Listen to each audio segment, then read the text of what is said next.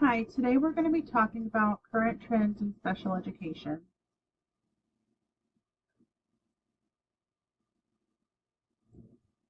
Special education is a way for students and young adults to receive an education.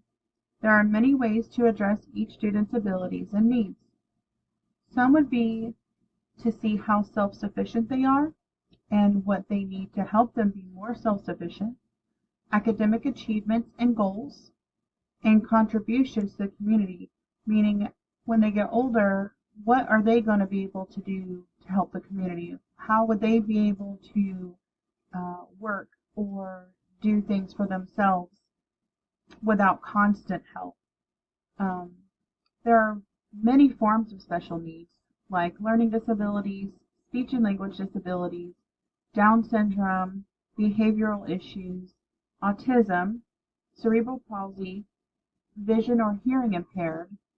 There are many other disabilities that children and young adults have, like they could be wheelchair bound, they may be nonverbal.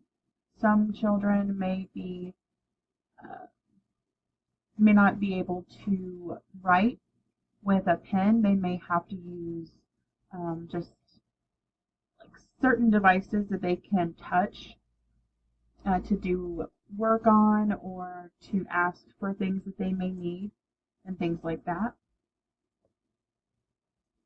And those are just, a handful of the disabilities that are among some students today. How has special education changed over the years? One big thing that happened in the 90s was inclusion, where students with special needs could go to neighborhood schools and be in the same classroom with typical children.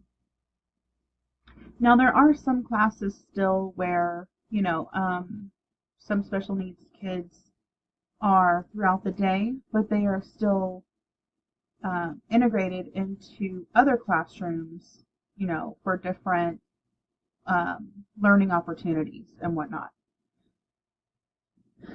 A lot of teachers agree and are open to this change, and they have been for years. In some situations, it may be a little more difficult, and some teachers oppose having inclusion in some schools and in some classrooms. One reason would be lack of support from the administration or the county that they live in. Maybe there's not enough paraeducators to help teachers that have special needs children in their atypical classroom.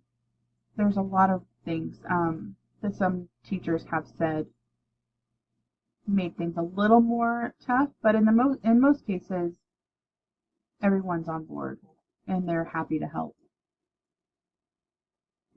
To have an inclusive classroom, it takes a lot of work from both the special needs teacher and the typical education teacher who collaborate to write IEPs for the special education students. It also takes a lot of help from parents.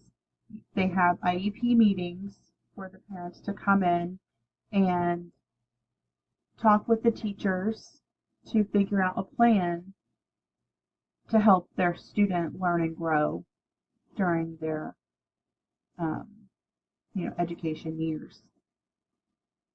So doing the IEPs and working together, they are aware of the student's needs and goals. Every student with special needs is different. There could be a student that just needs help with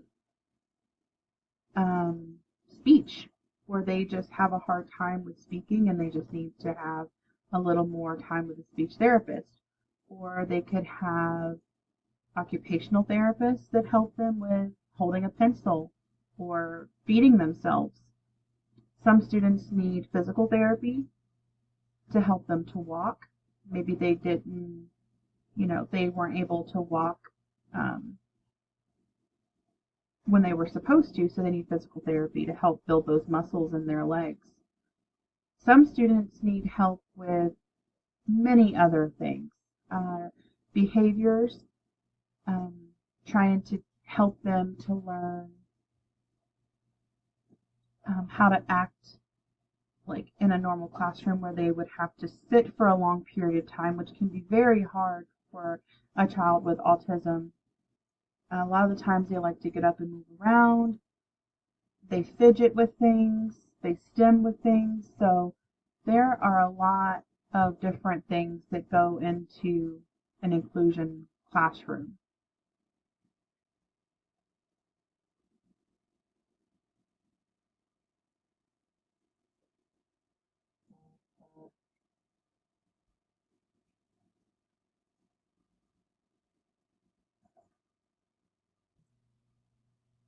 How has parent support changed in special education?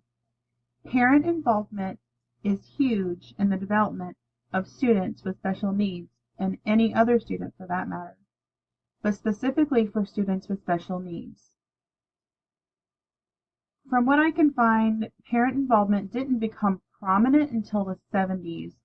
I'm not sure if that's just special needs related or if that's atypical school related. I'm not really sure. When I looked into it, I just seen that the earliest parent involvement started in the 70s. It seems parent involvement is limited in some situations. Parents are requested to go to IEP meetings to help aid the teachers and others involved in what the student needs are, or what they may need, or what they may not need any longer. Unfortunately, a lot of the time, parents can't make it to the meetings, but by law, they are supposed to attend them. That way, they are keeping up with what their student needs. They are helping the development of their child, letting the teachers know what they need to work on in school, to help everyone involved to be able to take care of the student adequately and teach them things that they need to learn. In some situations, though, parents are at meetings and even volunteer at schools to help with various tasks. So there are a lot of times that parents do come into the schools and do a lot of things to help. Some parents will come in just to help decorate, or they will bring things that the school might need, depending on what type of school your student goes to. There are still schools like learning centers for children with special needs. I worked at one for 8 years as a paraeducator, and parent involvement, there was quite a bit of parents that would come to our school and help out with a lot of things. They could come to dances and bring snacks for the kids, or just help decorate for the dance and stuff like that.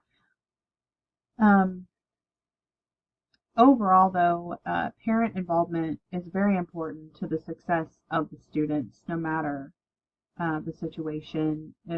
When parents are there and they're helping with their student to try to help the educators to take care of them and to teach them, it helps tremendously with the parents being there.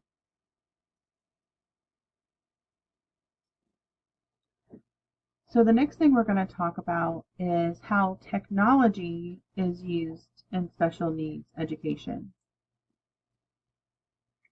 Technology is a huge aspect for special needs students.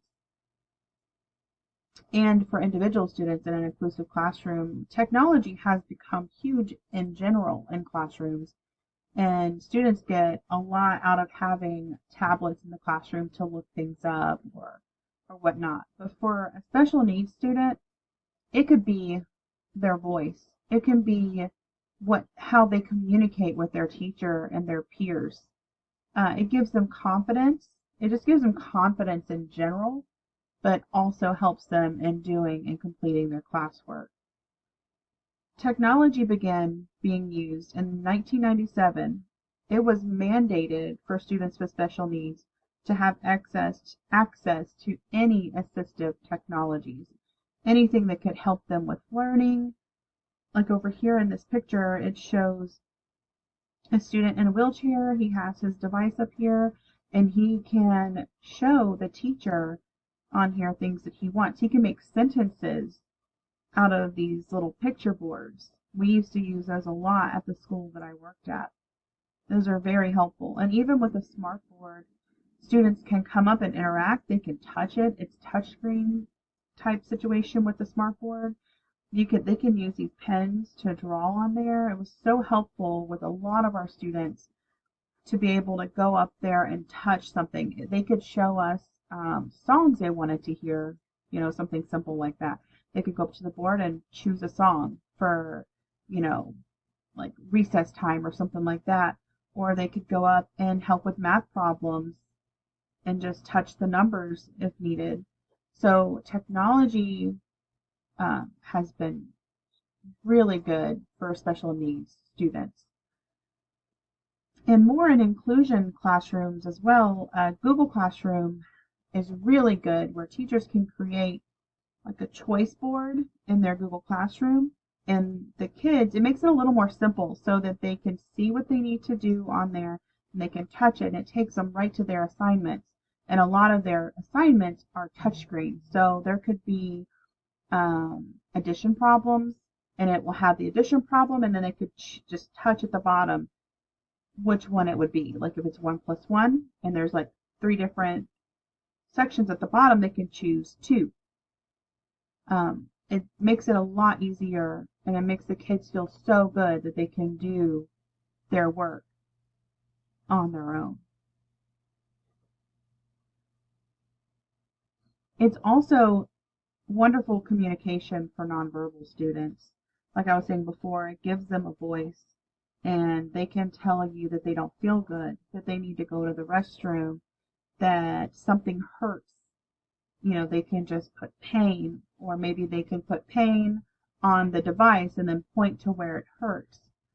I had a lot of students that would do that in classes. They would just point to their PEC card.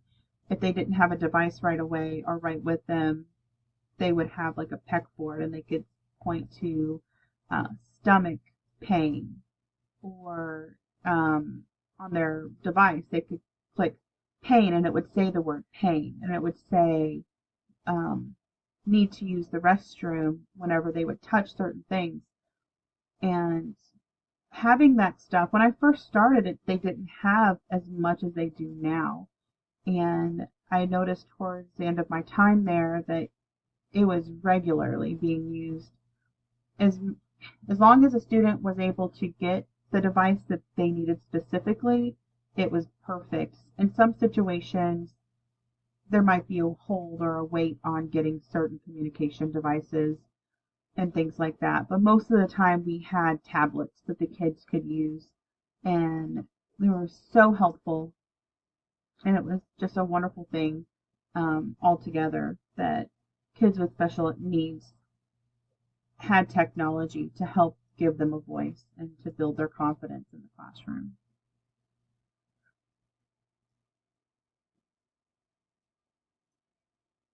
Well, it looks like that is all I have on trends in special education.